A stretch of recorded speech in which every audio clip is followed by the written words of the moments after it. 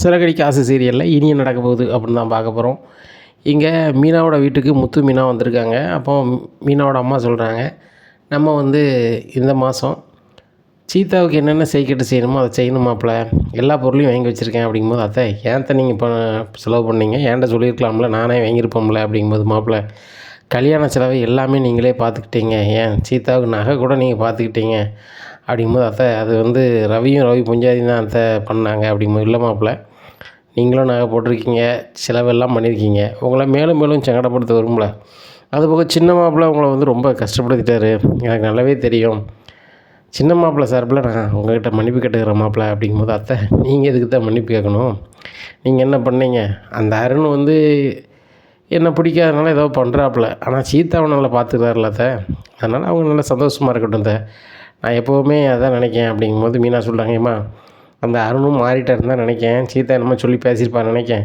நாங்கள் 2 பேரும் காரில் வரும்போது அருணும் வேலை பார்த்துட்டு நின்றார், எங்களை பார்த்தோன்னா அனுப்புங்க அப்படின்னு சொல்லி அவர் கூட வேலை பார்க்குற அதிகாரியே சொல்லிட்டாரு, அவங்களும் அனுப்பிட்டாங்கம்மா. அப்படிங்கும்போது சரிடி, இப்படி ஒருத்தருக்கு ஒருத்தர் விட்டு கொடுத்து போனால் சந்தோஷம்தான் மாப்பிள்ளை, அருண் எதுவும் சொன்னால் எதுவும் நினைக்காதீங்க. அப்படிங்கும்போது அத்தை அருண் விட்டு தான் இப்போ நம்ம போக போகிறோம், ஆனால் எதுவுமே பேச மாட்டேன், சீதாவுக்கு என்ன செய்கிட்டு செய்யணுமோ அதை செய்ய போகிறேன், ஒன்றுமே பிரச்சனை இல்லை அப்படின்னு சொல்லி இவங்க தந்த பொருள் எல்லாமே டிக்கியில் ஏற்றுறதுக்காக போகிறாங்க. அங்கே திறந்து பார்க்காங்க, அங்கே கிறிஸ் இருக்காங்க. கிறிஸை பார்த்தோன்னா கிறிஸ் உனக்கு என்னடா ஆச்சு, என்னடா பண்ண, இங்கே எப்படிடா வந்த அப்படின்னு சொல்லி மாமாப்பா பேசுகிறேன் பாருடா, கேட்குதாடான்னு சொல்லி கத்துறாங்க. ஏங்க கிறிஸ் எப்படிங்க வந்தான் அப்படின்னு எனக்கு ஒன்றும் தெரியல மீனா, நான் ரொம்ப நேரமாக காரை வந்து நிப்பாட்டி வச்சுருக்கேனே, எப்போ வந்து ஏறினானோ என்ன விவரம்னு தெரியலையேன்னு சொல்லி கத்துறாரு. இப்படி இருக்கும்போது மீனாவுக்கு ரோகிணி கால் பண்ணுறாங்க, மீனா எடுக்கலை. அப்போது 2வது வாட்டி கால் பண்ணும்போது அட்டன் பண்ணிவிட்டு, ரோகிணி கிறிஸுக்கு என்ன ஆச்சுன்னு தெரில, நான் அவங்ககிட்ட சரியாக பேச முடியல, கிறிஸ் வந்து என் வீட்டுக்கார் கார் டிக்கில் எப்படி ஏறினான்னு தெரில, அவனுக்கு இப்போ எதுவுமே பேசாமல் இருக்கான், அவனுக்கு என்ன ஆச்சுன்னே தெரியல, பொசுக்குன்னு மயங்கியிருக்கான் அப்படி இப்படின்னு. எங்கள் ரோகிணிக்கு ஒன்றும் உடலை. என்ன மீனா சொல்கிறீங்க, எங்கே இருக்கீங்க எது இருக்கீங்க கேட்கும்போது இந்த இடத்துல இருக்கோம். அப்படிங்கும்போது பக்கத்தில் இருக்க ஆஸ்பத்திரி கொண்டு போங்க சீக்கிரம் அப்படிங்கிறாங்க. இந்த ஆஸ்பத்திரி கொண்டு போகிறோன்னு சொல்லிட்டு நேராக சீதா வேலை பார்க்குற ஆஸ்பத்திரியை கொண்டு போயிருந்தாங்க. இங்கே ரோகிணி மகேஸ்வரிட்டு ரொம்பவே அழுதாங்க. என்னடி ஆச்சு, அந்த மீனாட்ட ஃபோன் தானே பண்ணேன், ஏன் அழுகுற அப்படிங்கும்போது கிறிஸ் வந்து முத்து காரில் தான் ஏறி இருக்கானா, திடீர்னு வந்து இப்படி நடந்திருக்குன்னு சொல்கிறாங்க, எனக்கு முத்துக்கு மீனாவுக்கு மேலே தான் எனக்கு ரொம்ப டவுட்டாக இருக்குது. அப்படிங்கும்போது என்னடி சொல்கிறேன், முத்து மீனாவும் ரொம்ப அன்பு வச்சுருக்குறாங்க கிறிஸ் மேலேன்னு சொன்னேன். அப்படிங்கிறாங்க. இல்லை நடந்ததெல்லாம் பார்க்கும்போது எனக்கு வந்து ரொம்ப டவுட்டாக இருக்குது, அவன் எப்படி ஸ்கூலை விட்டு அவ்வளோத்து இருக்கிறவங்கள மத்தியில் அவன் பாட்டில் கிளம்பி போவான், அது போக டிக்கியில் எப்படி ஏறுவான், டிக்கி திறந்த தரவனால ஏற முடியும், இந்த முத்து மீனாவை தான் ஏதோ பண்ணுறாங்க, அந்த கிறிஸை வந்து இவங்க வளர்க்குறேன்னு இவங்க அம்மாட்ட கேட்டாங்க, முடியலைங்கும் போது அவங்க வந்து நம்மளுக்கு கிடைக்காது எதுவும் கிடைக்கக்கூடாதுன்னு பண்ணிட்டாங்கன்னா எனக்கு தெரில. அப்படிங்க என்னடி ஒரு மாதிரி பேசுகிறேன், இந்த மாதிரிலாம் அவங்க பண்ண மாட்டாங்க அப்படிங்கிறாங்க. அவங்கள பற்றி உனக்கு தெரியாது, அவங்க பண்ணியிருப்பாங்க வச்சுருப்பாங்க, அவனை நான் சும்மா விட மாட்டேன் அப்படின்னு சொல்லிட்டு நேராக ஸ்டேஷனுக்கு போய் என் பையனை இங்கே இப்படி பண்ணிட்டாங்கன்னு சொல்லி ஒரு ஆர்வ கோளாறில் எழுதி கொடுத்துட்டு வந்துருந்தாங்க. எழுதி கொடுக்குறது வரைக்கும் நம்ம வந்து மனசு கூட வாழ்கிறோமே வைக்கிறோமேன்னு தெரியல, ஏன்னா ஆத்திரத்தோட புத்தி மட்டும்வாங்க. அந்த மாதிரி ஒரு பேப்பரில் எழுதி கொடுத்துட்டு சேதனை கொடுத்துட்டு வந்துருந்தாங்க. ஏம்மா முதல்ல நீங்கள் ஆஸ்பத்திரி போங்க, நான் பின்னாடி வரேன்னு சொல்லியிருந்தாங்க. சரி சார் அப்படின்னு சொல்லிட்டு நேராக ஆஸ்பத்திரி போகிறாங்க. அங்கே போய் மீனாவை முத்தையும் ரொம்பவே சத்தம் போடுதாங்க. என்ன ரோகிணி வந்தது வராமல் இப்படி பேசுகிறீங்க, கிறிஸ்துக்கே என்ன போதோ எதாவது போகிறோன்னு தெரியாமல் இருக்கும். அப்படிங்கும்போது என்ன தான் சொல்கிறாங்க அப்படிங்கிறாங்க. டாக்டர் வந்து செக் பண்ணி பார்த்துட்ருக்காங்க, பார்த்துட்டு சொல்லுங்கிறாங்க. அப்படிங்கும்போது ரோகிணி சொல்கிறாங்க, என் மௌனுக்கு மட்டும் ஏதாவது ஆகட்டும், மீனா உன்னையும் உன் புருஷனையும் சும்மா விட மாட்டேன் அப்படின்னா முத்து ஷாக்காயிருந்தார். என்ன மீனா அந்த பார்லமா எப்படி பேசுது அப்படிங்கும்போது, பார்லமாவா கிறிஷ் ஏன் மோவன் அப்படிங்கிறாங்க. இதை கேட்டால் மீனா என்ன நினைக்காங்கன்னா, பாசத்தோட மிகுதியில் இப்படி பேசுகிறாங்க போல் அப்படின்னு நினச்சிட்டேங்க, அவங்க பாசத்தில் பேசுகிறாங்க. அப்படிங்கும்போது பாசமா அவன் என் பையன் அப்படிங்கும்போது மகேஸ்வரி கண்ட்ரோல் பண்ணு, நீ வந்து கிறிஷோட அம்மா தானே தெரிஞ்சால் அவன் வாழ்க்கை ரொம்ப போகும் நாசுக்காக சொல்லுதாங்க. ஆஹா அப்போ தான் சுதாரிக்காங்க, நம்ம வந்து மனோஜோட பொஞ்சாதின்னு சொல்லிலாம் என் வீட்டில் இருக்கோம், கிறிஸுக்கு நம்மளுக்கும் சம்மந்தம்னு சொல்லிகிட்டு இருக்கோம், நம்ம ஓவர் ஆக்டிங் பண்ணால் நம்ம மாட்டிப்போமே அப்படின்னு சொல்லிட்டு, ஒன்றும் இல்லை எனக்கு அவன் மேலே ரொம்ப பாசம், அதனால தான் அப்படி சொல்லிட்டேன் அப்படிங்கும்போது அப்படியா அப்படின்னு சொல்கிறாங்க. உடனே மருத்துவச்சு வராங்க, வந்துட்டு என்னங்க அவனுக்கு மூச்சு காற்று கூட போகாமல் இருந்திருக்கு, கொஞ்சம் நேரத்துக்கு அவன் சரியாயிடுவான், எல்லோரும் வெளியேறுங்க, நாங்கள் வர சொன்ன பிறகு வாங்க அப்படிங்கிறாங்க. அப்போ தான் ரோகிணிக்கு பெருமூச்சு வருது. ரோகிணி ஸ்டேஷனில் போய் என் பையனை அப்படி என் முத்து மீனா அப்படி பண்ணிட்டாங்கன்னே தெரியாதுல்ல, அதுவும் மறந்துடுது. அப்போ கிறிஷை வந்து அங்கேருந்து வீட்டுக்கு கூப்பிட்டு போயிருந்தாங்க. விஜயா ரொம்பவே பிரச்சனை பண்ணுதாங்க. எப்படி இந்த பையனை இங்கே கூப்பிட்டு வரலாம் வைக்கலாம் அப்படிங்கும்போது, எப்பா நடந்தது தெரியாமல் அம்மா பேசிகிட்டு இருக்காங்க, நான் என்ன சொல்லுதுன்னு முதல்ல மட்டும் கேட்டுட்டு பேச சொல்லுங்கப்பா. நான் ஒரு இடத்துக்கு ஆஃபர் போயிருந்தேன். அந்த இடத்துல கிறிஷ் எப்படி தான் காரில் ஏறினா என்ன வரும் எனக்கு தெரியாது. ஒரு பையனை காங்கலன்னு சொன்னாங்க. இந்த இடத்துல படிக்கான் பையன் காங்கலன்னாங்க. அது கிறிஷ் தான் எனக்கு தெரியாது. டிக்கிலே ஏறியிருக்கான். நானும் மீனா வீட்டுக்கு போய்ட்டு அங்கே போய் திறந்து பார்க்கேன். சீதா வீட்டுக்கு போகணும்னு சொல்லிவிட்டு அப்போ தான் தெரிய வருது அப்படிங்கிறாங்க. உடனே விஜயா விடு அப்படிங்கிறாங்க. அங்கே ஸ்டேஷனில் இருந்து ஆஸ்பத்திரிக்கு போய் கேட்காங்க, அந்த பையன் இருக்கானா எது இருக்கானான்னு அவனை கூட்டி போயிட்டாங்க. அப்படிங்கும்போது எந்த அட்ரஸ் வேணும்னு இந்த அட்ரஸுங்காங்க. அப்போ சரி ரைட்டு இந்த அட்ரஸில் போய் கேட்போன்னு சொல்லி ஸ்டேஷன்லேருந்து இங்கே வந்துடுதாங்க. ரோகிணி கல்யாணம் முடிச்சிருக்க இந்த மனோஜ் வீட்டுக்கு வந்துடுதாங்க. வந்தோடனே இங்கே முத்து மீனான்னு யார் இருக்கா அப்படிங்கிறாங்க. ஏங்க பாருங்கள், இந்த முத்து மட்டும் தான் ஏதோ பண்ணிக்கிட்டே கிடந்தான். இப்போ என்னன்னா மீனாவும் சேர்ந்து அவங்களோட சேர்ந்து ஆக்ஷனில் இறங்கிட்டா அப்படின்ட்டு இருக்கும்போது ரோகிணி திருதுன்னு முடிக்காங்க. ஆகா, நம்ம பேப்பர் எழுதி கொடுத்த கதைக்கெலாம் வந்திருக்காங்க உங்களுக்கு அப்படின்னு சொல்லிட்டு, சார் அப்படிங்கம்மா நீங்கள் தான் இருக்கியா, உன் பையன் எங்கே இருக்கான்னு தெரிஞ்சிட்டா, இவங்க என்னம்மா பண்ணியிருக்காங்க, ஒரு மாதிரி இருக்காங்கன்னு சொன்னால் இப்போ அங்கே ஆஸ்பத்திரி வந்து அனுப்பிட்டாங்க, என்னம்மா நடக்குது அப்படிங்க. ஒன்றுமில்ல சார் ஒன்றுமில்ல அப்படிங்கிறாங்க. என்னம்மா ஒன்றுமில்ல, கிறிஸு ஏன் மோன் கிறிஸு வந்து ஐயா வந்து வச்சுக்கிட்டுன்னு கேட்டாவா, நாங்கள் வளர்த்துக்கிட்டு தான் பார்த்துக்கிட்டு கேட்டாவா, எங்கள் அம்மா கொடுக்கல அப்படின்னோடனே இப்படி பண்ணிட்டாங்கன்னு சொல்லி தான் எல்லாத்தையும் கொடுத்துருக்கியா அப்படின்னோடனே எல்லோரும் வீட்டில் இருக்கவங்களாம் அரண்டுதாங்க. குறிப்பாக மனோஜ் ஒரு முறை ஆயிடுறாரு. என்ன ரோஹிணியோட பையன் சொல்லியிருக்கா அப்படின்னு சொல்லிட்டு, ரோஹிணி இவங்க என்ன பேசுகிறாங்க அப்படிங்கும்போது, மனோஜ் அது இருங்க மனோஜ் அப்படிங்கிறாங்க. உடனே மீனாவுக்கு அப்போ தான் டவுட் ஆகுது. என்ன ரோஹிணி நீங்கள் நினச்சிட்ருக்கீங்க, ஆஸ்பத்திரிலையும் அப்படி தான் வந்து கேட்டீங்க, மோனுக்கு ஏதாவது ஒன்று ஆச்சுன்னா தொலைச்சிருவேன் அப்படி இப்படின்னீங்க. அது கூட சரி ரைட்டு, நீங்கள் பாசமாக மேலே இருக்கீங்கன்னு நினச்சிட்டு நாங்கள் 2 பேரும் ஒரு புரோட்டா எண்ணலை ஸ்டேஷனில் போய் எழுதி கொடுத்துருக்கீங்கன்னா அதுவுமே எப்படி நீங்கள் ஆர்வக்கோளாறில் பண்ணியிருப்பீங்க, கண்டிப்பாக எனக்கு புரியலை அப்படிங்கும்போது ஸ்டேஷன்லேருந்து சொல்லுதாங்க. இங்கே பாருங்கள், அங்கேருந்து வந்திருக்கோம், நீங்கள் பேசலாம், நாங்கள் வந்து ஒவ்வொரு முகமாக பார்த்துட்டு இருக்கீங்களா, அது எல்லோரும் ஸ்டேஷனுக்கு வந்து சேருங்க, அதிகாரி விசாரிச்சு விடுவாங்க எதனாலும் அப்படின்றாங்க. எல்லோரும் ஸ்டேஷனுக்கு போயிருந்தாங்க. அப்போ அண்ணாமலை கேட்குறாங்க ரோஹிணிட்ட, ஏம்மா கிறிஷ் வந்து யாரும்மா, உனக்கு அவன் யாருன்னு தெரியுமா, அவங்க அம்மா யாருன்னு தெரியுமா அப்படிங்கிறாங்க. உடனே முத்து சொல்கிறார், ஏப்பா அந்த பையனோட அம்மா தான் எங்கேயோ துபாயில் எங்கே இருக்குதுன்னு சொல்லி அவங்க பாட்டி சொன்னாங்களே அப்படிங்கிறாங்க.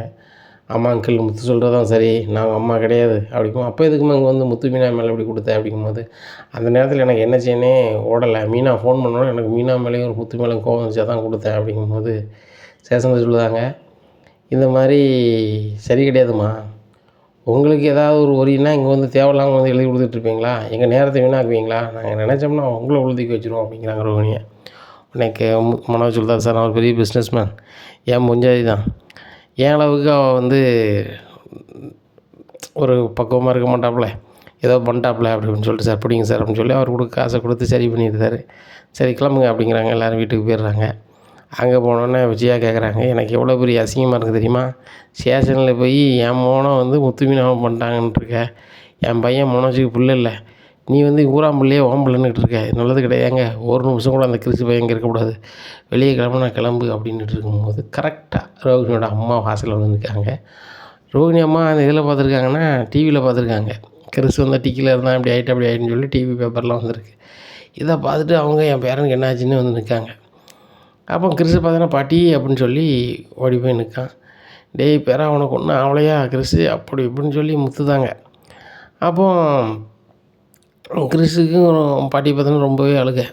இங்கே ரோஹிணிக்கும் அம்மா எப்படி இருக்குமா அப்படின்னு கேட்க முடியலை. ஆனால் 3ஆவது மனுஷி மாதிரி நிற்காங்க.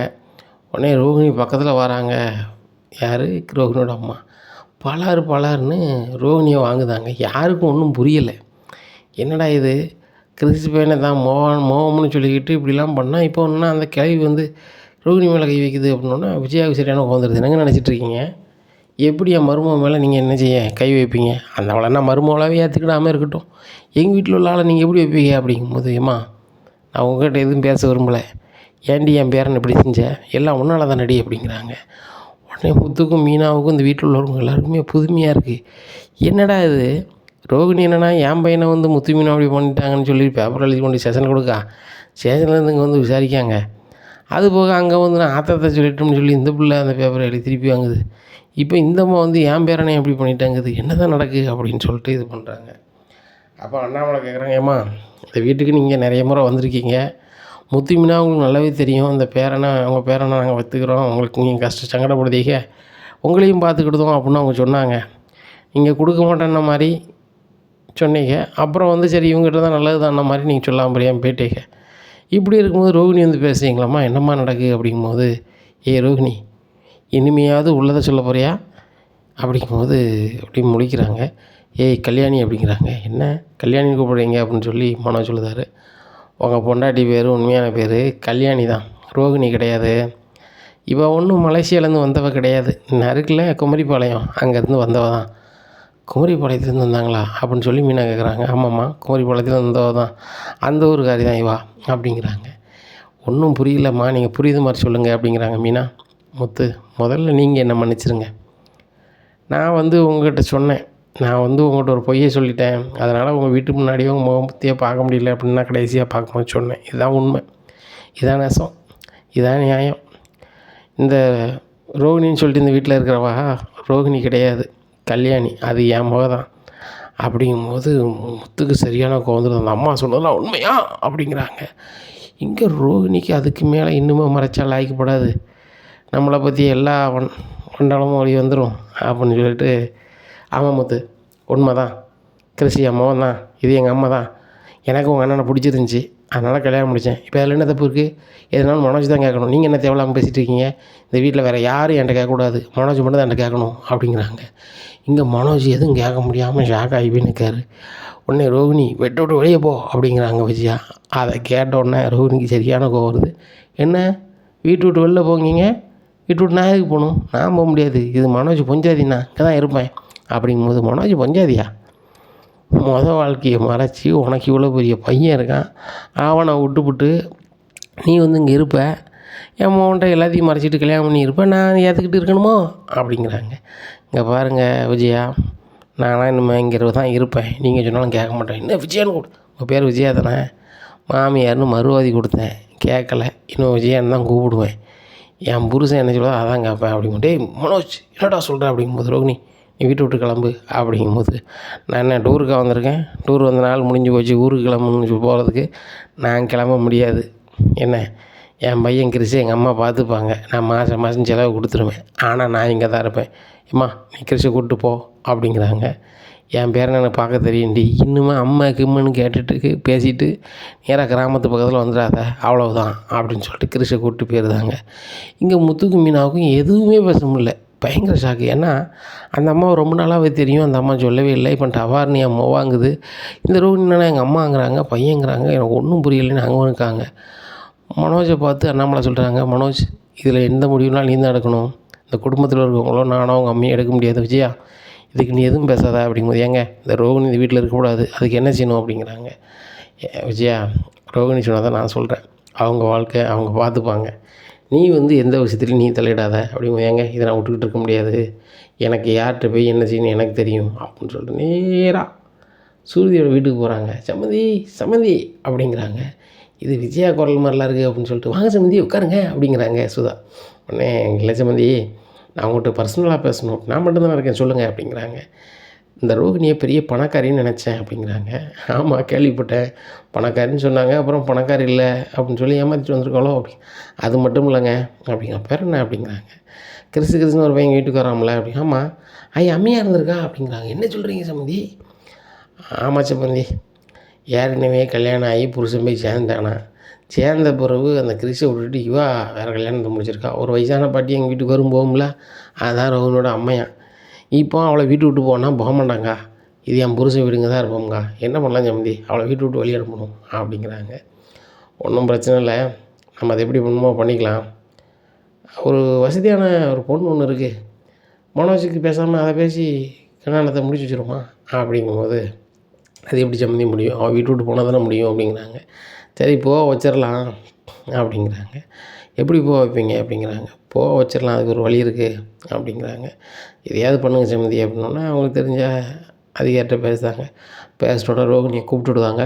இந்த மாதிரி இந்த அம்மா வீட்டுக்கு நீங்கள் வந்து ஏமாற்றி தானே கல்யாணம் முடிச்சிக்கலான்னு சொல்லி ஒரு பேப்பரில் கொடுத்துருக்காங்க, வாங்க அப்படின்னு சொல்லி ஸ்டேஷனுக்கு கூப்பிட்ருந்தாங்க. அங்கே போனோன்னு விஜயா சொல்கிறாங்க, என் பையனையும் என்னையும் ஏமாற்றி தான் வந்து இந்த ரோகிணி பண்ணியிருக்கா வச்சுருக்கா, இவ்வளோ சும்மா விடக்கூடாது அப்படிங்கிறாங்க. அதுக்கு முன்னாடி அந்த ரூமுக்குள்ளே என்ன நடந்திருக்குன்னா, ரோகிணி வந்து மனோஜை சொல்லிடுறாங்க, இங்கே பாரு மனோஜ், உங்கள் அம்மா சொன்ன மாதிரி நான் வெளியே போகணும் வெளியே போகணும்னு சொல்லிக்கிட்டு இருந்தீங்கன்னா நீங்கள் ஒன்றும் இல்லாமல் தெருவில் தான் அனுப்பிங்க. கடை என் ஃபர்னிச்சர் கடை என் பேரில் இருக்குது. என் பேரில் இருக்கும்போது கடை நீங்கள் எப்படி நடத்துவீங்க? என் புருஷனாக இருக்கீங்க, நீங்கள் நடத்திட்டு இருக்கீங்க அப்படிங்கும்போது மனோஜ் சொல்லியிருக்காரு, எங்கள் அப்பா பணத்தை தானே ஆரம்பித்த கடை வச்ச கடை அப்படி அப்படின்னா, அதை வேணால் நீங்கள் சொல்லிக்கிட்டு இருக்கலாம். கடை என் பேரில் இருக்குது, அதை யாரும் சொல்ல மாட்டாங்க. கடை ரோகிணி பேரில் இருக்குது, நீ வெளியே போப்பான்னு சொல்லுவாங்க, அதை பார்த்துக்கிட்டுங்க அப்படின்னோடனே, மனோஜ் ரோகிணி ஒன்று இப்படிலாம் பண்ணியிருக்காளா, நீ வாழ போறியா வேண்டாமா, அவள் உள்ளே தானே போகணும் அப்படிங்கிறாங்க. இல்லைம்மா நான் ரோகிணியோட தான் வாழ்வேன் அப்படிங்கிறாரு. அவர் என்ன மனநிலையில் சொல்லுதாருன்னா, கடை நம்மளை விட்டு வேறுபடாது அப்படின்னு சொல்லுதாங்க.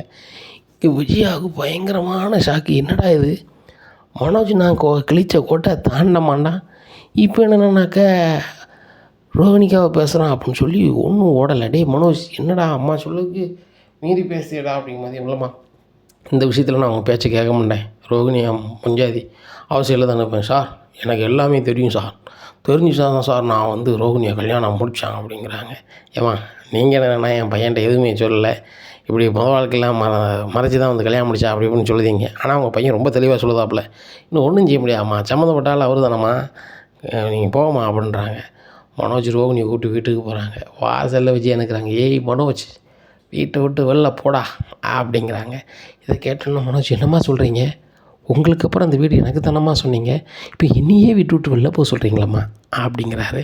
டேய் சொன்னேன்டா, அப்போ என் பேச்சை கேட்டேன், இப்போ இந்த ரோகிணி பேச்சை கேட்டு அந்த ஸ்டேஷனில் நீ எந்த அளவுக்கு பண்ண தெரியுமாடா, அதை மட்டும் நான் தாங்கிக்கிடவே மாட்டேன், நீ வந்து வெளில போடா அப்படிங்கிறாங்க. உடனே அண்ணாமலை சொல்கிறாங்க, விஜயா கொஞ்சம் பொறு, அது இருக்கட்டும் அப்படிங்கிறாங்க. ஏங்க இவ்வளோ நாள் நான் உங்கள் பேச்சை கேட்டேன், இப்போ நீங்கள் வீட்டு விட்டு வெளில போகிறேன் அப்படின்னு சொன்னால் கூட போங்கங்க, ஆனால் அந்த மனோஜ் இந்த வீட்டில் இருக்கப்படாது அப்படிங்கிறாங்க. இதை கேட்டால் அண்ணாமலை, டேய் விஜயா சொல்கிறது இப்போதைக்கு சரிதான், வெளியே வீடு எங்கேயாவது பார்த்துக்குது அப்படிங்கிறாங்க.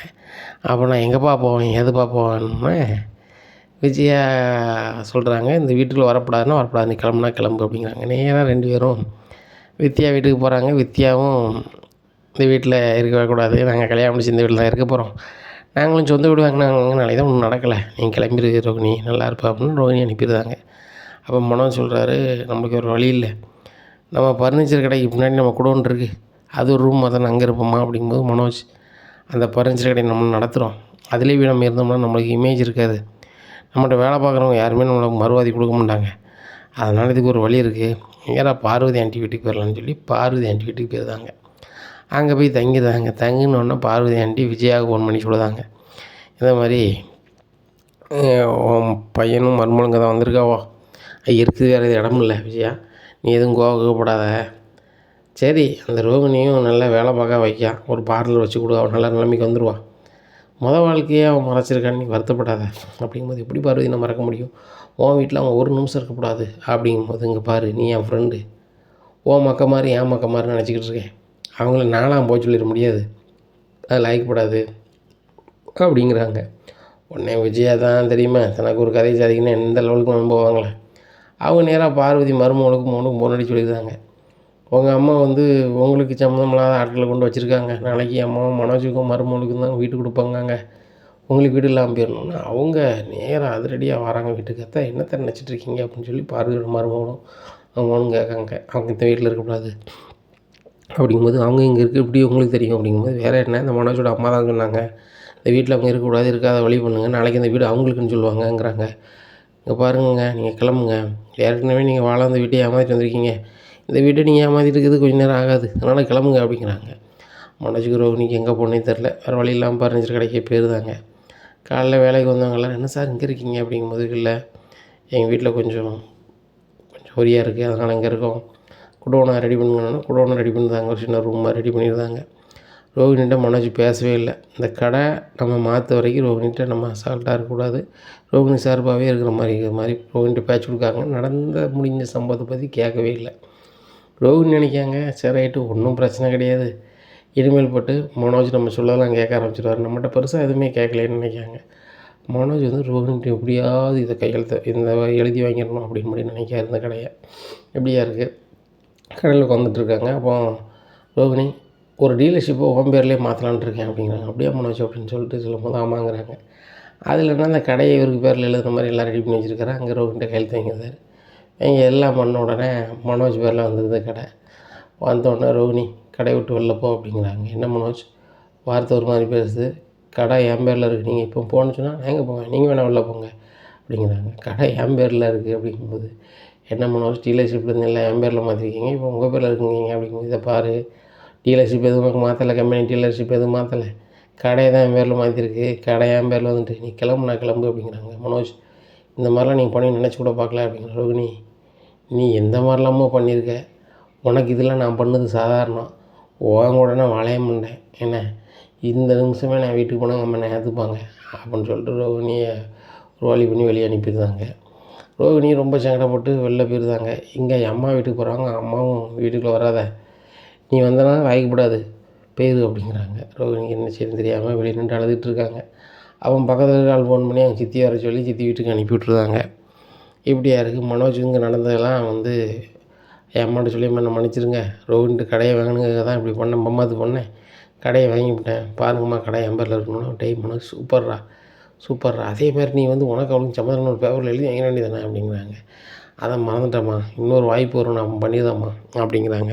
சூப்பர்ரா நான் அதுக்கு முன்னாடி ராஜேஸ்வரிட்ட பேசுகிறேன்னு சொல்லி ராஜேஸ்வரிக்கு ஃபோன் பண்ணாங்க. ராஜேஸ்வரி மனோஜ் வந்து இன்னொரு கல்யாணம் பிடிக்க நினைக்கான், ஒரு பொண்ணு இருந்தால் பாரு அப்படிங்கும்போது, அதை எப்படி பார்க்க முடியும், அந்த ரோகிணி பிள்ளை இருக்குல்ல அப்படிங்கும்போது, அவளாம் இல்லை, அவன் அங்கேருந்து போயிட்டான், ஒரு பேப்பர்லேயும் எழுதி தரேன்ட்டான், அதனால் வந்து நல்ல பொண்ணாக இருந்தால் பாரு, நல்ல வசதியாக இருக்கணும் அப்படிங்கும்போது, கொஞ்ச நாளைக்கு முன்னாடி சொன்னியா என் மூலம் 2ஆம் தரம் வேறு ஒரு பையனுக்கு சங்கடப்பட்ட பையன் தான் கல்யாணம் முடிச்சு கொடுத்துருக்கேன், மனோஜ் கொடுத்தா அவனை பிஸ்னஸில் பெருசாக ஆக்கி விட்ருப்பேன் அப்படிங்கும்போது, சரி ரைட்டு வேறு எதுவும் பொண்ணு தான் சொல்லு அப்படிங்கிறாங்க. சரி ரைட்டு அப்படின்றாங்க. இங்கே விஜயா வந்து யோகாவுக்கு கிளாஸ் எடுக்கவே போகல, பார்வதி மலை கோவத்தால். அப்போ யோகாவுக்கு வந்தவங்க போகிறாங்க, சரியான கடுப்பு. அப்போ எல்லோரும் விஜயா கால் பண்ணுறாங்க, என்ன மேடம் இலவசமாக சொல்லிக் கொடுக்கன்னு சொல்லி விளம்பரம் கொடுத்தீங்க, உங்களை நம்பி நாங்கள் சேர்ந்தோம், அடுத்த மாதத்துக்குன்னு சேர்த்து பணத்தை வாங்கிட்டீங்க, இந்த மாதம் தான் கிடையாது, அடுத்த மாதம் இவ்வளவு நீங்கள் அட்வான்ஸாக கொடுக்கணும்னு சொல்லி பணத்தை வாங்கிட்டீங்க இருக்கும்போது விஜயா சொல்கிறாங்க, இன்னுமே அங்கே நான் எடுக்க மாட்டேன், என் வீட்டில் தான் எடுக்க போகிறேன், எல்லோரும் வந்துடுங்க, காலையிலே கிளாஸு 6 to 8 மணிக்குள்ளே வெயிலே வரதுக்குள்ளே நம்ம முடிச்சிடுவோம் அப்படிங்கிறாங்க. அப்போ எல்லோரும் சரின்றாங்க. இங்கே நடக்கு கிளாஸு இங்கே விஜயா வீட்டு மாடியில். அப்போ ஒரு சில ஆட்கள் வந்து கரெக்டாக வராங்க. அந்த சிவன் வந்து ஏட்டிப்படி பண்ணுறாரு, வரும்போதே தண்ணி சாப்பிட்டு வந்துடுறாரு. கேட்டால் நைட்டு சாப்பிட்டேன், இன்னும் இறங்கலை வைக்கல அப்படிங்கிறாங்க. விஜயாவுக்கு ரொம்பவே கடுப்பாக இருக்குது. இன்னுமெல்லாம் நீங்கள் வராதாங்க அப்படிங்கும்போது, என்னம்மா நீங்கள் உங்கள் அசிஸ்டண்ட் வந்து இருப்பாங்க அந்த வீட்டில், நீங்கள் சொல்லிக் கொடுப்பீங்கன்னு சொல்லி தான் அந்த வீட்டுக்கு வந்தேன், அவங்கள பார்த்தோன்னே எனக்கு பிடிச்சி போச்சு, அவங்கள பேசி எப்படியாவது எனக்கு கல்யாணம் பிடிச்சி வைங்க அப்படிங்க. ஆமாம் இதுதான் எனக்கு வேலை, என்ன இந்த வயசில் நீ வந்து அந்த பார்வதி வந்து பொண்ணு கட்டு வரையோ அப்படின்னு சொல்லி வீட்டில் கிடக்கத்தை போட்டு வழுக்காங்க. அவர் விட்டா போதும்னு சொல்லி வெளுத்து வாங்கிட்டாங்களே அப்படின்னு சொல்லி ஓடிடுதாப்புல. இப்படியா இருக்குது. அண்ணாமலை சொல்லிடுறாங்க, இங்கே பாரு விஜயா, நீ பண்ணது எல்லாமே சரியில்லாது தான், பொடுங்குது எல்லாமே தேவையில்லாத அணி தான், ஏன்னா இனிமேல் போட்டு இந்த யோகா பள்ளிக்கூடம் நடத்தப்படாது, இது உனக்கு தேவை கிடையாது, கல்யாணம் முடிஞ்சவங்க தான் வரணும்னு சொல்லிட்டு வந்த பெரிய ஆட்களாக வராங்க, அவங்களுடைய நடைமுறை வேறு மாதிரி இருக்குது, அவங்கள்ட்ட வாங்கின பணத்தை தான் திருப்பி கொடு அப்படிங்கும்போது, என்கிட்ட பணம் எதுவும் இல்லைங்க அப்படிங்கும்போது, எவ்வளோ கொடுக்கணும் அப்படிங்கும்போது, இத்தனை பேர் வந்திருக்காங்க இவ்வளோ கொடுக்கணும் அப்படிங்காங்க. நாளைக்கு நான் என் நண்பர்கள்ட்ட யார்ட்டையாவது வாங்கி கொண்டு கொடுக்கேன், அவங்கள்ட்ட எல்லாத்தையும் பணத்தை செட்டில் பண்ணி அனுப்பி விடுதேன், இன்னும் வந்து எதையாவது சொல்லிக் கொடுக்கணும்னு சொல்லி யாரையாவது வர சொன்னால் அவ்வளோதான் அப்படிங்கிறாங்க. உடனே அண்ணாமலை நினைக்காங்க, இதுக்கு மேலே நம்ம வந்து மாடியில் ரூம் கட்டாமல் இருந்தால் நல்லா இருக்காது, முத்து மீனாவுக்கு ஏகப்பட்ட செலவு வருது, அதனால் அவங்க மாடியில் ரூம் கட்ட முடியல, நம்ம தான் பண்ணணும், அதுக்கும் சேர்த்து பணம் ரெடி பண்ணணும் அப்படின்னு சொல்லிட்டு பரஸ்கிட்ட பேசிகிட்டு இருக்காரு. அப்போ பரஸ் சொல்லுதாரு, என் அம்மாவை கல்யாணத்துக்கு நிறைய பணம் ரெடி பண்ணி வச்சுருந்தேன், மாப்பிள்ளையோட மாமாவும் முத்துவும் அவங்க எல்லாமே பார்த்துக்கிட்டாங்க, பொதுவாக எனக்கு எந்த செலவுமே இல்லை, கையில் மொய் பணம் வந்தது அப்படி இப்படின்னு சொல்லிட்டு ஒரு 7 லட்ச ரூபாய்க்கு இருக்குது அண்ணாமலை, இதை வச்சுக்க அப்படிங்கும்போது, இல்லை பரசு உனக்கு 2 பொம்பளை பிள்ளையே, நாளைக்கு செய்கட்டு சீனை வைக்கணும் இந்த மாதிரி இருக்குது அப்படிங்கும்போது, முத்துவும் மக்களும் தாய்மாமன் கட்டுக்கு அவங்க செய்வாங்க, அந்த நம்பிக்கை எனக்கு இருக்குது, யார் மேலே நம்பிக்கை இருக்கோ இல்லையோ முத்து மீனா மேலே நம்பிக்கை இருக்குது, அதனால் எனக்கு ஒன்றும் பிரச்சனை இல்லை அண்ணாமலை, இது பிடி அப்படிங்கிறாங்க. உடனே விஜயா கொடுக்க வேண்டிய ஆள்கள்கிட்ட கூப்பிட்டு பணத்தையும் கொடுத்துட்றாரு அண்ணாமலை.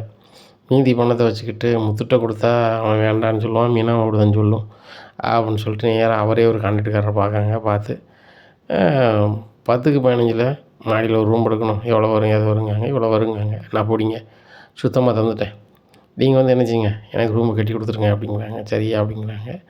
மறுநாள் காலிங் பெல் அமுக்குறாங்க. அண்ணாமலை போய் திறக்காங்க. 5, 6 பேர் மேலே வந்து அளக்காங்க. அளந்துட்டு சரிங்க அப்படின்ட்டு கிளம்பி போயிடுறாங்க. ஏங்க இவங்க யார் அப்படிங்கிறாங்க. மாடியில் ரூம் கட்ட போகிறாங்க அப்படிங்கிறாங்க. ஏங்க இந்த முத்துக்கு மீனாவுக்கு ரொம்ப திமிருங்க. நான் வந்து மாடியில் யோகா சொல்லிக் கொடுத்த ஒரு நாள் தான் ஆச்சு, நீங்கள் எடுக்கக்கூடாதுன்னீங்க, அதை முடிச்சிட்டேன். அடுத்தவங்களாம் ஏதாவது பண்ணதுக்குள்ளே இப்படி ரூம் கட்டணும்னு சொல்லி இப்படி பொறாமையில் இருக்காங்க பார்த்தீங்களா. நான் எதுவுமே பண்ணக்கூடாது அவங்க நினைக்காங்க அப்படிங்கும்போது விஜயா, அவங்களாம் எதுவும் பண்ணல, நான் தான் பண்ணுறேன். அவங்க கிருஷை கூட்டி கொண்டு வச்சுருக்காங்க. இங்கே ஹாலில் வந்து எப்படி இருக்க முடியும் அப்படிங்க. ஏங்க கிருஷை தான் என் பாட்டி கூட்டி போயிட்டாங்களே அப்படிங்கிறாங்க. இப்போ தான் ஃபோன் பண்ணால் முத்து, கிருஷை வந்து அவங்க பாட்டி இவங்களே வச்சுக்காங்கன்னு கொடுத்தாங்களா, அதனால் இங்கே தான் நம்ம இருக்க போகிறான். அவங்க வந்து தனியாக இருக்கணும்னாக்க அவங்களுக்குன்னு தனியாக ரூம் வேணும். அவங்க கெட்டதுக்குள்ளே அவங்களுக்கு சங்கடமாக போயிடும். அவங்களுக்கு ஏகப்பட்ட செலவு வருது. நானும் பணம் கொடுத்தா வாங்க மாட்டாங்க. அதான் என் கையில் இருந்த காசை கொடுத்து கட்ட சொல்லிட்டேன். கட்ட போகிறாங்க அப்படிங்களேங்க. மாடியில் கட்டவே கூடாது அப்படிங்கும்போது விஜயா, வீடு என் பேர்லையும் தானே பாதி இருக்குது, அதனால் வீடு கட்டக்கூடாதுன்னு எண்ணி நீ சொல்ல முடியாதுல்ல. என் வீட்டை நான் யாருக்குலாம் கொடுக்கலாம்ல, வேலையை பாரு அப்படிங்கிறாங்க. விஜயா இதுக்கு மேலே நம்ம எதுவும் பேச முடியாது அப்படின்னு சொல்லிட்டு இருக்காங்க. இங்கே மாடியில் ரூம் கட்ட வேலையை பார்த்தியப்பா, என்னப்பா திடீர்னு அப்படிங்களடா, மாடியில் ரூம் மட்டும் தான் நல்லதுன்னு நினைக்கிறேன் அப்படிங்கிறாங்க. இல்லைப்பா நாங்கள் அதுக்கு தான் பணம் ரெடி பண்ணிகிட்ருக்கோமே அப்படிங்கிறாங்க. உனக்கு இல்லைடா அப்படின்னு சொல்லிட்டு சொல்கிறாங்க. ஓ அப்பாவுக்கு தேவைக்கா அப்படின்னு சொல்லி நினைக்காங்க. சரிப்பா கெட்டுப்பா அப்படிங்கிறாங்க. அங்கே கட்டி அதை பாலுங்க வச்சுருந்தாங்க. அப்போ பாட்டியை கிராமத்துலேருந்து கூப்பிட்டு வந்து, ஏம்மா நீ தான் சொல்லணும், நீ சொன்னால் தான் முத்து கேட்பான் அப்படின்னு சொல்லி சாவியை கொடுத்து, டே முத்து சாவியை போட்டுறா அப்படிங்கிறாங்க. எதுக்கு பாட்டி அப்படிங்கிறாங்க. இது ஓ ரூமு தான்டா, உனக்கா அப்போ தான் அண்ணாமலை வந்து இந்த ரூமை கட்டியிருக்காப்புல அப்படிங்கும்போது, என்ன பாட்டி சொல்கிறீங்க, நானும் மீனாக தான் கட்டிக்கிறேன்னு சொன்னோமே அப்படிங்கட்டே, அதுக்கு ரொம்ப நாள் ஆகும். கிறிஸ் பையன் அவங்க கூட இருக்கான், நீங்கள் அவனை நல்லா பார்த்துக்கணும்லடா. நீங்கள் காலில் இருந்தால் அவன் எப்படிடா இருக்க முடியும், அவனுக்கும் ஃப்ரீயாக புழங்கணும் வைக்கணும்னு நினைப்பான்ல அப்படிங்கிறாங்க. உடனே முத்து அப்படி யோசிக்காரு. யோசிக்காத முத்து, இது பிடி மீனா பிடிங்க, உங்கள் அப்பன் உங்களுக்காக அதை செஞ்சுருக்கான், உங்கள் அப்பா பாசத்துக்காக நீ வாங்க மாட்டியா அப்படின்னோடனே, இல்லை பாட்டி வாங்கிக்கிறதான்னு சொல்லி வாங்கிடுவாங்க. விஜயா சொல்கிறாங்க, எல்லாம் பேச்சு தான், மாடியில் ரூம் கட்டிடுவோம் வச்சிருவோம் அப்படி இப்படின்னு சொல்லி இந்த விஜயா பயங்கரமாக பேசினா அந்த மீனா அப்படிங்கிறாங்க. விஜயா பார்த்து மீனா சொல்கிறாங்க, நாங்கள் கட்டணும் தான் இருந்தோம், எங்களுக்கு பல செலவுகளை வந்துச்சு, அதுபோல் எங்கள் மாமா வந்து பாசத்தில் கொடுக்கும்போது அதை வேண்டாம்னு சொல்ல முடியாது அப்படிங்கும்போது அண்ணாமலை சொல்கிறாங்க, விஜயா நான் பாசத்தை தான் கொடுக்கேன், இந்த வீடு ஓன் வீடு மட்டும் இல்லை, நம்ம 2 பேர் பேர்லையும் தான் இருக்குது, நான் கொடுக்குறதுக்கு எனக்கு இது இருக்குல்ல அப்படிங்கிறாங்க. இதை கேட்ட விஜயா, ஆகா இவர் பேரில் இருக்குது இவர் பேரில் இருக்குன்னு நாட்டை கேட்டால் சொல்லிகிட்டு இருக்காரு. இவர் வந்து நம்ம ரொம்ப ஓவராக நம்ம இது பண்ணோன்னா கண்டிப்பாக வீட்டை அவங்க பேர் எழுதி வச்சிருவாங்க அப்படின்னு சொல்லி நினைக்காங்க. இங்கே ரோகிணிக்கு ரொம்ப வெறுப்பாக இருக்குது. கிருஷ்ண வந்து அம்மா வந்து முத்து மீனாட்டை கொடுத்துட்டாங்க, நம்மளையும் வீட்டுக்கு வரக்கூடாதுன்னு சொல்லிட்டாங்க, அந்த மனோஜும் கடை பக்கத்தில் வரக்கூடாது, எனக்கு ஒன்றும் சம்மந்தம் இல்லை அப்படின்னு சொல்லிட்டு அலைதானா. அது போக வேறு கல்யாணத்துக்கு வேறு ரெடி பண்ணுதாங்க. இப்போ எப்படி இதை வந்து நிப்பாட்டலாம் அப்படின்னு நினைக்காங்க. நேராக சிட்டியை பார்க்க போகிறாங்க. சிட்டி உள்ளே இருக்கிறதையும் பார்த்து சிட்டியை பார்க்க போகிறாங்க. சிட்டி எங்கே அப்படிங்கும்போது, என்னக்கா நினச்சிட்ருக்கீங்க, சிட்டி இன்னும் உள்ளே தான் இருக்காப்புல, அவர் இன்னும் வெளில வர்றதுக்கு 2 நாள் ஆகும் அப்படிங்கிறாங்க. சிட்டி போய் உள்ளே போய் பார்க்காங்க. என்ன ரோகிணி, நான் உள்ளே போனேன், உங்களுக்காக தான் போனேன், ஆனால் நீங்கள் கண்டுக்கிடவே இல்லை, உங்கள் கதை முடிஞ்சோன்னா அப்படிங்கும்போது, சிட்டி தப்பாக நினச்சிக்காதீங்க, என்னோடய சூழ்நிலை அப்படி, அதான் அப்படி சொல்ல வேண்டியதாக போச்சு, நான் உங்களை வெளியெடுக்க என்ன வழி பண்ணணுமோ பண்ணுதுன்னு சொல்லி சிட்டியை வெளியே எடுத்துருந்தாங்க. சிட்டி வெளியே இருந்தால் என்ன ரோகிணி, எனக்கு இவ்வளோ பண்ணியிருக்கீங்க, நான் உங்களுக்கு என்ன பண்ணணும் அப்படிங்கும்போது, எனக்கு ஒன்றே ஒன்று பண்ணணும், அந்த மனோஜ்கிட்டேருந்து கடையை எனக்கு வாங்கி தரணும் அப்படிங்கிறாங்க. அவரும் வீட்டுக்காக தானே அப்படிங்கிறாங்க. நாசுக்காக கடையை அவர் பேரில் வாங்கிட்டார், இப்போ வேறு கல்யாணம் முடிக்கணுங்காரு அப்படிங்கும்போது, அப்படியா எந்த வீட்டில் பொண்ணு கொடுக்குங்காங்க அப்படிங்கும்போது, இந்த அட்ரஸ் தான் இவங்களாம் அப்படின்னோன்னா, இவங்க ஒரு 5, 6 பேரை கொண்டு போய் மனோஜுக்கு பொண்ணு கொடுக்கக்கூடாது, கொடுத்தா அவ்வளோதான்ட்டு வந்துருந்தாங்க. உடனே விஜயாவுக்கு ஃபோன் பண்ணி சொல்லுதாங்க, விஜயா உங்களுக்கு வீட்டுக்கு உங்கள் பையனுக்கு பொண்ணுலாம் தர முடியாது, யாருக்குனே மூத்தவங்க இருக்காங்களா, அவங்ககிட்ட எதுவும் பேப்பர் எழுதி வாங்கலையா, நீங்கள் என்கிட்ட காமிச்ச பேப்பர் கூட வேறு பேப்பராமே அப்படிங்கிறாங்க. விஜயா, ஆஹா ரோகிணி பேப்பரில் எழுதி கொடுத்த மாதிரிலாம் கூட கொடுத்தோம், அது தெரிஞ்சு போச்சு போலுக்கு அப்படின்னு சொல்லிட்டு, இந்த ரோகிணி இந்த மாதிரிலாம் வேலை பார்க்காளா அப்படின்னு சொல்லிட்டு மனசு ரொம்பவே கடுப்பாகிறாங்க. ஏம்மா ரோகிணி இந்த மாதிரிலாம் வேலை பார்ப்பான்னு தெரியும், அதனால தான் நான் மாற்றி வழி பண்ணி வச்சுருக்கேன், என் கடையில் ஒரு வசதியான பிள்ளை வேலை பார்க்கு, அது சும்மா டைம் ஆச்சு தான் வேலை பார்க்கு, பேசாமல் அந்த பிள்ளையை நான் கல்யாணம் முடிச்சிட்டாமா அப்படிங்கிறாங்க. டேய் வசதி இருக்குது, நான் பாட்டில் கல்யாணம் பண்ணுறா பார்த்துக்கலாம், அந்த பொண்ணு பேர் 2 பேர் நான் பேத்துருப்பேனா அப்படிங்கும்போது, வாங்கம்மா காமிக்கிறேன் அப்படிங்கிறாங்க. சரி நாளைக்கு வரேன் அப்படிங்கிறாங்க. மறுநாள் காமிக்காங்க. பொண்ணை பிடிச்சி போதா வீட்லேயும் பேசுகிறாங்க. வீட்டில் மனோஜ் கொடுக்க விருப்பம் இல்லை, மனோஜ் விசாரித்த வகையில் விருப்பமாக இல்லை, அப்போ அவங்க கொடுக்கலன்றாங்க. இங்கே மனோஜுக்கு ரொம்ப கடுப்பாக இருக்குது. மனோஜ் வந்து ரோகிணி ஃபோன் பண்ணி பேசுகிறாங்க. என்ன மனோஜ், நீ எங்கே பொண்ணு பார்க்க போனாலும் ஒன்றும் நடக்காது, வேறு வழியே இல்லாமல் நம்மகிட்ட வேலை பார்க்குற வீட்டில் போய் பொண்ணு கேட்டேன், அது நடக்காது, நடக்க விட மாட்டேன் அப்படிங்கிறாங்க. ரோகிணி ஏன் இப்படி பண்ணிகிட்ருக்க, நீ வந்து வாழ்க்கை மனுஷன் வந்திருக்க அப்படிங்க மனோஜ். என்னை வந்து மன்னிச்சு நீங்கள் ஏற்றுக்கிட்டீங்கன்னா உங்களுக்கு எந்த பிரச்சனையும் இல்லை அப்படிங்கும்போது நான் பார்த்துக்கிறேன் அப்படிங்கிறாங்க. உடனே சித்திகிட்ட சொல்லுதாங்க, இனிமேல் நான் பொறுத்துக்கிட்டு லாய்க்கப்படாது, மனோஜை எப்படி பண்ணணுமோ அப்படி தான் பண்ணணும் அப்படின்னு சொல்லிட்டு மனோஜ் வாங்கியிருக்க கடன்காரங்களை பூரா போய் ரோகிணியும் சிட்டியும் போய் பார்க்காங்க. பார்த்து மனோஜ்கிட்ட ஏகப்பட்ட பணம் இருக்குது, அந்த பணத்தை வச்சு உங்களுக்கு பணமே தர மாட்டேங்காப்புல, சீக்கிரம் பணம் தரேன்னா கடையை எடுத்துகிட்டு மட்டும் நீங்கள் சொல்லுங்கள் அப்படிங்கிறாங்க. உடனே கடன்காரங்க எல்லாருமே சொல்லுவாங்க, இங்கே பாருங்கள் மனோஜ், நீங்கள் எங்களுக்கு சப்டியில் தரேங்கன்னு சொல்லி எங்கிட்ட டெபாசிட் அமௌண்ட்லாம் வாங்கிட்டு பீச் பேங்கில் வாங்குகிறேன், அது வாங்குதேன் இது வாங்குதுன்னு சொல்லிவிட்டு நீங்கள் ஒரு ஆள்கிட்ட பணத்தை கொடுத்து போயிடுச்சு, ஏமாந்து போனேன், அப்படி போனேன் இப்படி போனேன்ட்டீங்க. அது எங்களுக்கு தேவையில்லை. கிட்டத்தட்ட 6 மாதம் ஆச்சு, எங்களுக்கு ரூபா காசு கொடுக்கல, இவ்வளோ பேரும் சேர்ந்து வந்திருக்கோம். என்ன, எங்களுக்கு உங்கள் கடை சாவி வேணும். அது எப்படி தர முடியும்? நீங்கள் சாவி தந்தீங்கன்னா நாங்கள் வேறு ஆள்கிட்ட வந்துட்டு இந்த பணத்தை வச்சு நாங்கள் எல்லோரும் ஷேர் பண்ணிப்போம். உங்கள் வீட்டம்மா ரோகிணியே வந்து சொல்கிறாங்க, ஏகப்பட்ட பணம் வச்சுருக்காரு, தரமாட்டேக்காரு, நீங்கள் அந்த கடையை கிளங்க இல்லைண்ணா அப்படின்ட்டு போகிறாங்க. ரோகிணி தான் அவ்வளோ பண்ணியிருக்காளா அப்படின்னு சொல்லிட்டு ரோகிணி என்ன நினச்சிட்ருக்க அப்படிங்கிறாங்க. எங்கே பாருங்க மனோஜ், அந்த கடன்காரங்களை எல்லாத்தையும் நுப்பாட்டதுக்கு எனக்கு வழி தெரியும். அவளை வேறையும் நான் சிட்டியை வச்சு பணம் கேட்கக்கூடாதுன்னு சொல்லிடுவேன். சிட்டி சொன்னால் அவளை வேறும் கேட்டுப்பாங்க. நீ ரொம்ப ஓவராக பண்ணால் கடையும் ஒன்று விட்டு போயிடணும். நீ விட்டு கடை போகக்கூடாதுன்னா நீ என் கூட வாழணும். அதுக்கு உன்னால் முடியுமா? உங்கள் அம்மா நீ பண்ணுவியா அப்படிங்கும்போது ரோகிணி, நான் வந்து கடைக்காக வேணாலும் பண்ணுவேன், கடங்காரங்களை வந்து நீ சிட்டிகிட்ட பேச சொல்லி அப்படிங்கிறாங்க. சிட்டி கடங்காரங்கிட்ட மாதிரி எல்லாத்தையும் பேசுதாங்க. நான் பொறுப்பு நீங்கள் கிளம்புங்க, ரொம்ப ஓவராக பண்ணாதீங்க, 6 மாதத்தில் உங்கள் பணம் உங்கள் வீடு வந்து சேரும் அப்படிங்கன்னா அவங்க பேர் தாங்க. உடனே ரோகிணி வராங்க, என்ன மனோஜ், இனிமையாவது எங்களை சேர்ந்து வாழ்வீங்களா அப்படிங்கும்போது, எங்கள் அம்மாவுக்கு உங்களோட சேர்ந்து வாழ விருப்பம் இல்லை, வசதியான பொண்ணு தான் கல்யாணம் பண்ணிக்கின்னு நினைக்காங்க அப்படிங்கும்போது, உங்கள் அம்மா சொல்லுக்கெல்லாம் நீங்கள் கேட்டுட்டு ஆடிக்கிட்டு இருந்தீங்கன்னு வைங்க, நடக்கவே நடக்காது, கடை உங்ககிட்டே இருக்காது அப்படிங்கும்போது முத்துட்டு தான் நம்ம கால் பண்ணணும்னு சொல்லி முத்துக்கு கால் பண்ணி வர சொல்லியிருந்தாங்க. டே முத்து, கடைக்கு வாடா அப்படின்ட்டு. முத்து வந்துடும். வந்தால் என்னடா அப்படிங்கும்போது ரோகிணி இப்படிலாம் பண்ணுறாங்க அப்படின்னோடனே, இங்கே பாரு பார்லரம்மா, ஒழுங்கு மரியாதையே பேர், மனோஜுக்கு அவங்க கூட வாழ விருப்பம் இல்லை. என்ன, உன் சுயநலத்துக்காக தான் கிறிஸ்லேருந்து எல்லாத்தையுமே சங்கடப்படுத்தினேன், இனிமையாவது அவன் கரெக்டாக இருப்பான்னு நான் நம்புகிறோம். என்றைக்கும் அவன் மனம் மாதிரி ஒன்று ஏற்றுக்கிறானா அப்போ நீ வர போகிற வழியை பாரு. இப்போ நீ அப்படி பண்ணிடுவேன் இப்படி பண்ணிடுவேன் இங்கே நடக்காது. சிட்டியை வச்சுலாம் கொண்டு வந்து பேசுகிறியான் மனோஜ்கிட்ட, அவன் இப்போ தான் என்ன சொல்கிறான் அப்படிங்கும்போதே, ஒரு வகையில் நல்லது பண்ணியிருக்காடா, அதை கடங்காரங்களாம் வரக்கூடாதுன்னு பண்ணியிருக்கா. அவன் சிட்டி பேசுனா வர மாட்டாங்க. எனக்கு இப்போ இந்த ரோகிணி இந்த கடை பக்கத்தில் வரக்கூடாது, வெளியே போய் சொல்லு அப்படிங்கும்போது, எங்கள் பார்லர்மா, இந்த கடை ஒன்றும் உங்கள் அப்பா பணத்தில் ஆரம்பிச்சப்பட்ட கடை கிடையாது. எங்கள் அப்பா 30 வருஷமாக வேர்வையை சிந்தி உழைச்சி உருவாக்கின காசு. அந்த காசு மனோஜுக்கு மட்டும் இல்லை, என் தம்பி ரவிக்கும் எனக்கும் இந்த மனோஜுக்கும் சேர்ந்தது. ஆனால் அந்த ஒட்டுமொத்த பணத்தையும் ஏமாற்றி கடை ஆரம்பித்தேன். அப்போ கூட சரி ரைட்டு, நம்ம கூட பிறந்தா நல்லாண்டு போகிறான் அப்படின்னு நான் நினச்சேன். ஆனால் நீ வந்து அவனையும் உருப்பட மாட்டான், நீனும் உருப்பட மாட்டான்னு நல்லாவே தெரிஞ்சுக்கிட்டோம். அதுபோக கடையில் மனோஜ் வச்ச கேமராவில் நீ சிக்கியிருக்க தெரியுமில்ல அப்படிங்கிறாங்க. உடனே மனோஜ், என்ன புதுசாக கதை கட்டுதாரு அப்படின்னு. ரோகிணி, எல்லாமே எனக்கும் தெரியும், என் குடும்பத்துக்கும் தெரியும். நான் சின்னதாக ஒரு கேமரா வச்சுருந்தேன், அதில் எல்லாமே இதாகிடுச்சு. நீ தினேஷ்னு ஒருத்தனை வர சொல்லி கல்லால் பணம் எடுத்து கொடுத்தல, இந்த பணத்தையும் நீ எடுத்து கொடுக்க, ஏன் நீ அந்த 3 லட்ச ரூபா எடுத்துக்கூடாது? எல்லாமே நீ தான் பண்ணியிருப்ப, எல்லாமே எங்களுக்கு தெரியும். இது ரொம்ப ஓவராக பண்ணோன்னா அந்த கேமராவில் தான் நாங்கள் ஸ்டேஷனில் கொடுத்துருவோம் அப்படிங்கிறாங்க.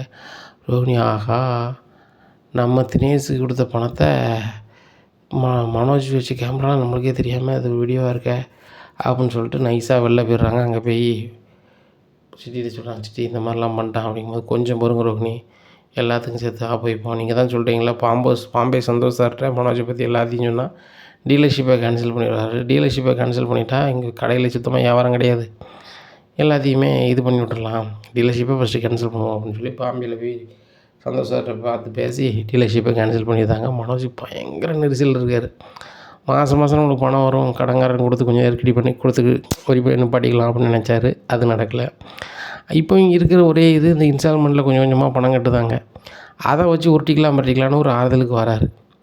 இப்படி இருக்கும்போது ரோகிணியும் சிட்டியும் சீட்டு கட்டினவங்க லிஸ்ட்டெல்லாம் வந்து அசோக் மூலமாக அதை வாங்கிட்டு ஒவ்வொரு வீட்டுக்காக போய், இந்த மனோஜ் இப்படி உங்களுக்கு வந்து பொருள் தரமாட்டார், இப்போ கட்டின பணத்துக்கு உடனே பொருள் வாங்கன்னு கேளுங்க அப்படின்னு சொல்லி அவங்ககிட்ட போகிறான்னு சொல்லியிருந்தாங்க. அவங்க பூரா கடையில் வந்து வரிசையாக நிற்காங்க, 100 பேருக்கு மேலே. நாங்கள் கட்டின பணம் என்ன அமௌண்ட்டோ அந்த அமௌண்ட்டை ஒன்று தாங்க, இல்லை அமௌண்ட்டுக்குள்ளே பொருளை தாங்கன்னு சொல்லி எல்லோரும் கடையில் உள்ள பொருளெலாம் அள்ளிட்டு போயிருந்தாங்க. இங்கே கடையே வந்து ஒன்றும் இல்லாமல் கிடக்கு. எங்கே மனோஜ் அதை பார்த்துட்டு எல்லாமே போச்சே, கடன்காரங்களுக்கு ஒன்றுமே கொடுக்க முடியாதா அப்படின்னு சொல்லிட்டு முடிச்சுட்டு இருக்கும்போது ரோகிணி கால் பண்ணுறாங்க. என்ன மனோஜ், இது போதுமா, இன்னும் வேணுமா அப்படிங்கிறாங்க. ரோகிணி, இது எல்லாம் உன் வேலை தானே அப்படின்னு. இது எல்லாம் என் வேலை தான். நீ வந்து என் கூட வாழலை அப்படின்னு சொன்னால் இதை விட மோசமாக நான் பண்ணிக்கிட்டு தான் இருப்பேன்.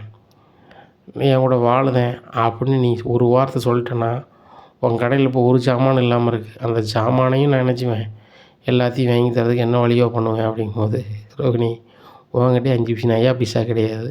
நீ வந்து எனக்கு கடையில் உள்ள பொருளெல்லாம் கம்பெனியில் கட்டி வாங்கி தர, இதை நான் நம்பணுமா அப்படிங்கும்போது, இங்கே பாரு மனோஜ், கிராமத்தில் வீடு இருக்குது, அந்த வீட்டில் தான் உங்கள் அம்மா இருக்கா அப்படிங்கிறாங்க. எங்கள் அம்மா இருந்தானே, வீடு என் பேர் தானே இருக்குது, என் பாட்டில் அதை விற்பேன், விற்றா ஒரு 20 லட்ச ரூபா கிடைக்கும்.